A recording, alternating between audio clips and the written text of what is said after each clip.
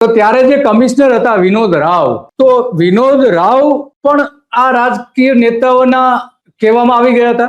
આમાં આ 2016માં જ્યારે માનનીય વિનોદ રાવ સાહેબે આ પીપીપી મોડેલથી જ્યારે આ કોટિયા બંધુને આ પ્રોજેક્ટ આપ્યો, પ્રોજેક્ટના વર્ક ઓર્ડરના અને સ્ટેન્ડિંગમાં પાસ થવાના, સભામાં પાસ થવાના 1 વર્ષ પહેલા હરણી લેક ઝોનના નામથી આ કોટિયા બંધુએ એમના પોતાના લેટર પેડ છાપી દીધા હતા.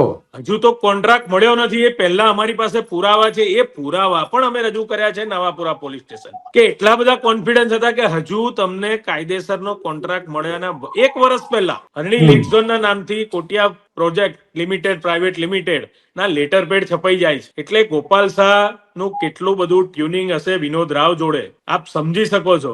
અને જે તે સમયે આ હરણી લેક ઝોન લોકાર્પણ કાર્યક્રમ છે, એ વખતે કયા ભારતીય જનતા પાર્ટીના નેતાઓ પદાધિકારીઓ ત્યાં ઓપનિંગના કાર્યક્રમમાં ગયા હતા, એ પણ સૌ કોઈ આખું વડોદરા શહેર જાણે છે.